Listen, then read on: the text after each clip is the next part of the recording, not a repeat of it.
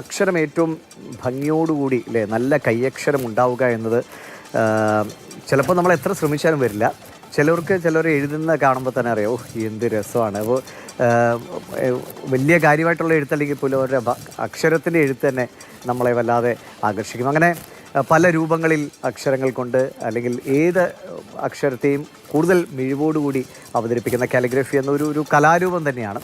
അപ്പോൾ നമുക്ക് മലയാളികളെ സംബന്ധിച്ച് ഏറ്റവും അഭിമാനം നൽകുന്ന ഒരാളാണ് ശ്രീ നാരായണ ഭട്ടതിരി. അദ്ദേഹം ലോക വ്യാപകമായി തന്നെ അദ്ദേഹം ശ്രദ്ധ നേടിയിട്ടുണ്ട്. പ്രത്യേകിച്ച് ഈ അടുത്ത് സൗത്ത് കൊറിയയിൽ നടന്ന രാജ്യാന്തര കാലിഗ്രഫി സമ്മിറ്റിൽ അദ്ദേഹം 3 വട്ടമാണ് പുരസ്കാരങ്ങൾ നേടിയിട്ടുള്ളത്. അങ്ങനെ ആർട്ടിസ്റ്റ് നമ്പൂതിരിക്കൊപ്പം പ്രവർത്തിച്ചു. അങ്ങനെ ഒരുപാട് കലാകാരന്മാർക്കൊപ്പമുള്ള ജീവിതം, പത്മരാജൻ, ഭരതൻ, അങ്ങനെ അവർക്കൊപ്പം ഒക്കെ സിനിമകളുടെ ടൈറ്റിൽ രൂപീകരണത്തിലൊക്കെ അദ്ദേഹത്തിൻ്റെ ഈ ഭാവന കാരണം അദ്ദേഹം പങ്കാളിയായിട്ടുണ്ട്.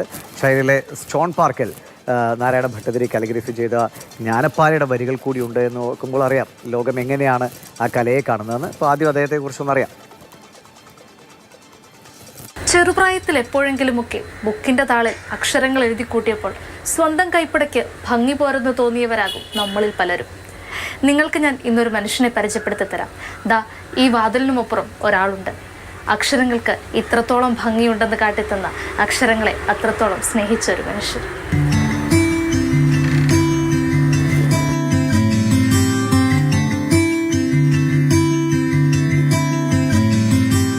ഓർമ്മകളുടെ പുസ്തകത്താളിൽ നാരായണ ഭട്ടതിരി തിരയുകയാണ്.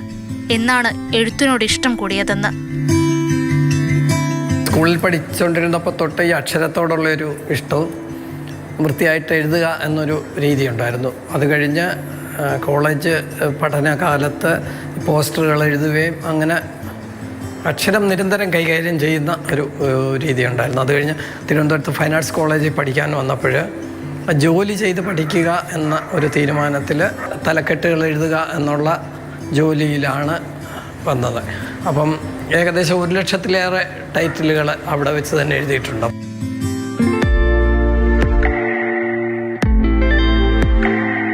പൂനെയിൽ നടത്തുന്ന ഒരു നാഷണൽ കാലിഗ്രാഫി ക്യാമ്പിലേക്ക് എന്നെ വിളിച്ചു. അപ്പോൾ അവിടെ ചെന്ന് അപ്പോൾ ഇന്ത്യയിലെ പ്രഗത്ഭരായ 11 കാലിഗ്രാഫർമാർ, എന്നെ കൂടാതെ 11 കാലിഗ്രാഫർമാരുണ്ടായിരുന്നു അവിടെ. അപ്പോൾ അവരുടെ കൂടെ വർക്ക് ചെയ്ത് അവരെ പരിചയപ്പെടുകയായപ്പോഴാണ് എൻ്റെ കാലിഗ്രാഫിയുടെ ഒരു രീതി തന്നെ മാറിയത്.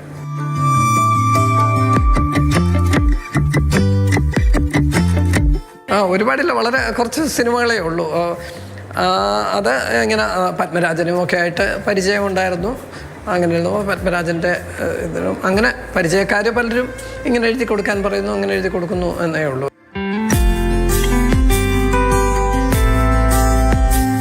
ഇപ്പം ഇവിടെ കാലിഗ്രാഫിക്ക് വേണ്ടി ഒരു ഗാലറി തുറന്നിട്ടുണ്ട്. 2 വർഷത്തിലേറെയായി ഇത്. ഇന്ത്യയിൽ കാലിഗ്രാഫിക്ക് വേണ്ടിയിട്ടുള്ള ഏക ഗാലറിയാണിത്. ഇവിടെയും നേരത്തെ പറഞ്ഞതുപോലെ നമ്മുടെ നാട്ടുകാരേക്കാൾ, മലയാളികളെക്കാൾ കൂടുതൽ വിദേശത്തു നിന്നുള്ളവരാണ് കാണാൻ വരുന്നത്. ഇവിടെ ഈ അടുത്തുള്ളവർ പോലും വളരെ അപൂർവമായിട്ടേ വരാറുള്ളൂ. നാരായണ ഭട്ടതിരിക്ക് അക്ഷരങ്ങളോട് പ്രണയമാണ്, ആരാധനയാണ്.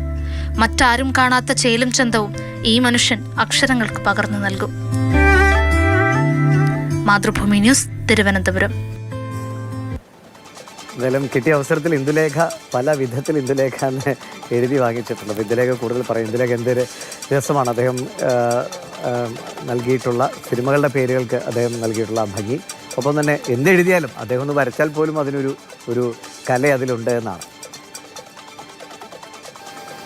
കച്ചരതപ്പാന്ന് എഴുതിയ ആ ബോർഡ് കടന്ന് ആ വാതിൽ തുറന്ന മുറിക്കുള്ളിലേക്ക് കയറിയാൽ അത് മറ്റൊരു ലോകം തന്നെയാണെന്ന് പറയാം. ഭംഗിയുള്ള അക്ഷരങ്ങളുടെയും അക്ഷരങ്ങളെ സ്നേഹിച്ച ഒരു മനുഷ്യൻ്റെയും ലോകം.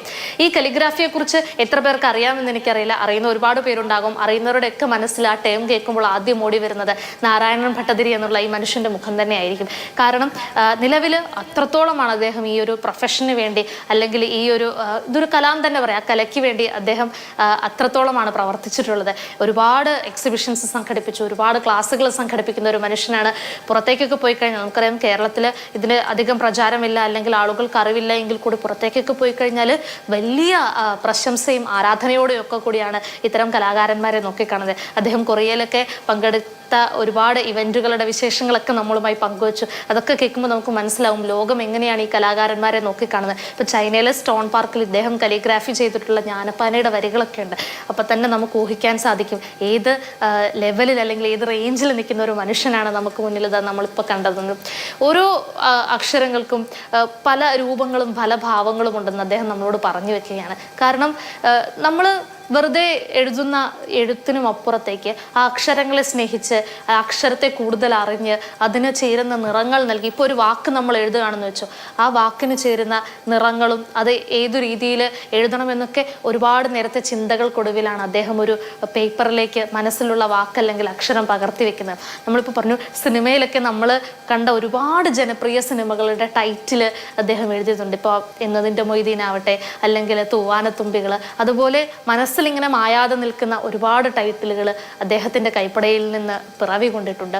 അതുപോലെ തന്നെ ഇപ്പോൾ കൂടെ ആയാൽ തന്നെ കൂടെയുടെയൊക്കെ ആ പേര് അദ്ദേഹം എഴുതി വെച്ചിരിക്കുന്നത് എത്ര ആർട്ടിസ്റ്റിക് ആയിട്ടാണ് നമുക്ക് നോക്കാം. ആ വാക്ക് എഴുതുന്ന കൂടെ അതിന് പ്രത്യേക രീതിയിൽ അതിനെ ഡിസൈനിങ് കൂടെ ചെയ്തെടുക്കുകയാണ് അദ്ദേഹം.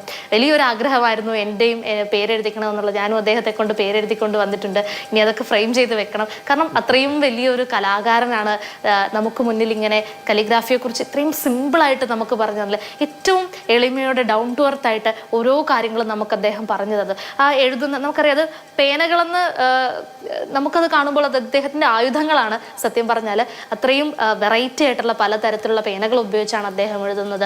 അത് എഴുതാൻ ഉപയോഗിക്കുന്ന മഷിക്കൂട്ടുകൾക്ക് പ്രത്യേകതയുണ്ട്. പലതും ഇമ്പോർട്ടഡ് ആയിട്ടുള്ള സാധനങ്ങളാണ്, പുറത്തുനിന്ന് കൊണ്ടുവരുന്നതാണ്. അങ്ങനെ ഏറെ ശ്രദ്ധേയനാവുകയാണ്. ഇനി ഇദ്ദേഹത്തെ ഈ അടുത്ത ദിവസങ്ങളിൽ നേരിൽ കാണണമെങ്കിൽ പ്രേക്ഷകർക്ക് ഒരു അവസരമുണ്ട്. മാതൃഭൂമിയുടെ ഫെസ്റ്റിവലിലേക്ക് വന്നാൽ മതി. തിരുവനന്തപുരത്ത് കനകക്കുന്നിൽ ഇദ്ദേഹത്തിന് നിറഞ്ഞ സാന്നിധ്യം ഉണ്ടാകും. നിങ്ങളുടെ പേരോ അല്ലെങ്കിൽ നിങ്ങളുടെ പ്രിയപ്പെട്ടവരുടെ പേരോ നിങ്ങൾക്ക് എന്തെങ്കിലുമൊക്കെ എഴുതാൻ ആഗ്രഹമുണ്ടെങ്കിൽ ഇദ്ദേഹത്തിൻ്റെ ലൈവായിട്ട് ഇദ്ദേഹം നമുക്ക് എഴുതിത്തരും. അങ്ങനെ അതും കൊണ്ട് നമുക്ക് വീട്ടിലേക്ക് പോകാൻ സാധിക്കും. അപ്പോൾ 29-ാം തീയതി തൊട്ട് 1-ാം തീയതി വരെ അദ്ദേഹം കനകക്കുന്നിലുണ്ടാകും. നേരിട്ട് കാണേണ്ടവർക്കും സംസാരിക്കേണ്ടവർക്കും ഇതിൽ നിന്ന് പ്രചോദനം ഉൾക്കൊണ്ടവർക്കും ഒക്കെ ഇദ്ദേഹത്തെ വന്ന് നേരിൽ കാണും. പിന്നെ അദ്ദേഹം പുതുതലമുറയെക്കുറിച്ച് ഈ ഒരു കലിഗ്രാഫിയിലേക്ക് കടന്നു വരുന്നതിനെ കുറിച്ച് പറയുമ്പോൾ അദ്ദേഹം ഏറെ നിരാശനാണ്, അല്ലെങ്കിൽ പരിഭവത്തോടു കൂടി തന്നെയാണ് പറയുന്നത്. കാരണം ഇപ്പോഴത്തെ തലമുറയിലെ കുട്ടികൾ ഇതിന് സ്കോപ്പ് എന്താണ്, അല്ലെങ്കിൽ ഇത് ചെയ്താൽ എന്താണ് പ്രയോജനം, എൻ്റെ ഇൻകം എത്രയാവും, സാലറി എത്രയാവും കിട്ടുക, അങ്ങനെയൊക്കെ ചോദിക്കുന്ന ഒരു തലമുറയെ അദ്ദേഹം വളരെ സങ്കടത്തോടു കൂടിയാണ് നോക്കിക്കാണുന്നത്. ആ മനുഷ്യൻ അക്ഷരങ്ങളെ സ്നേഹിക്കുകയാണ്, പ്രണയിക്കുകയാണ്, ആരാധിക്കുകയാണ്. അപ്പോൾ അത്രയും വലിയൊരു മനുഷ്യനെ ഇതാ ഇങ്ങനെ പ്രേക്ഷകർക്ക് കാണിച്ചു കൊടുക്കാൻ പറ്റിയതിൽ ഒരുപാട് സന്തോഷം.